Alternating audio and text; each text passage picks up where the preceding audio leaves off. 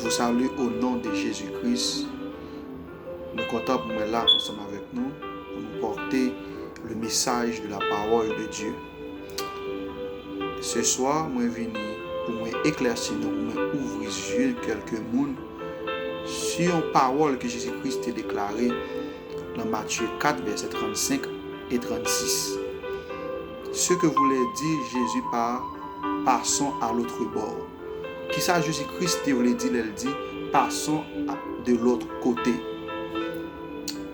On a appelé la parole de Dieu dans Marc 4, verset 35 et 36. Il dit: ce jour-là, quand le soir fut venu, Jésus dit à ses disciples: passons de l'autre côté du lac. Ils laissèrent la foule et emmenèrent Jésus par le lac dans le bateau où il se trouvait. Jésus-Christ dit passons de l'autre côté. Ouais, Jésus-Christ remet employé parole ça avec disciples. Passons de l'autre côté. Passons à l'autre bord. Qui ça Jésus-Christ te voulait dire en quelques mots? En quelques mots, je vais l'expliquer. Là, Jésus-Christ dit passons de l'autre côté. Il veut dire quitter la dimension du charnel vers le spirituel. C'est laisser la foule vers l'intimité avec Dieu. C'est quitter les choses terrestres ou attacher fortement avec les choses spirituelles. C'est entrer dans l'intimité avec le Saint-Esprit de Dieu. C'est toujours de l'autre côté du lac que Jésus-Christ expliquait, disciples, les prophéties. C'est toujours de l'autre côté du lac que Jésus-Christ expliquait ses disciples, qui sa parabole voulait dire que foule n'a pas de cas comprendre.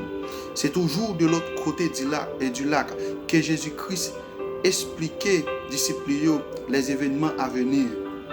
Il parlait de la fin du monde. C'est toujours de l'autre côté du lac. C'est toujours dans l'intimité. C'est toujours quitter la foule. C'est toujours passons à l'autre bord.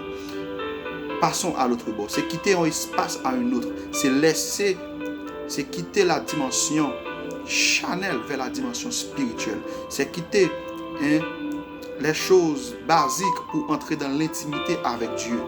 C'est ça que Jésus-Christ le dit. Dans la foule, il a demandé seulement guérison.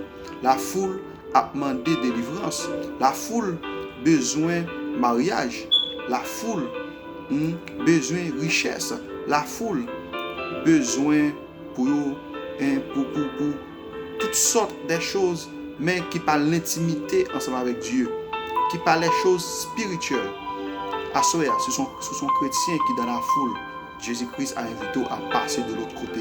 Et de l'autre côté, c'est là Esaïe est passé de l'autre côté, il a quitté la foule.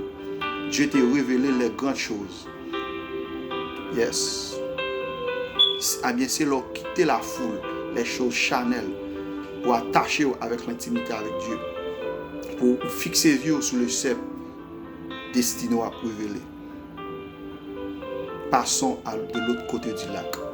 Et pour me dire bien, avant que m'aller, la foule, c'est pas un monde qui chita en face chez l'église là, qui la foule seulement. On est qui doit prêcher la parole de Dieu dans la foule. On est un monde qui doit chanter pour bon Dieu dans la foule. Un monde qui doit enseigner pour bon Dieu dans la foule. Et puis un monde qui doit chita la foule. La foule là, pas dans la foule.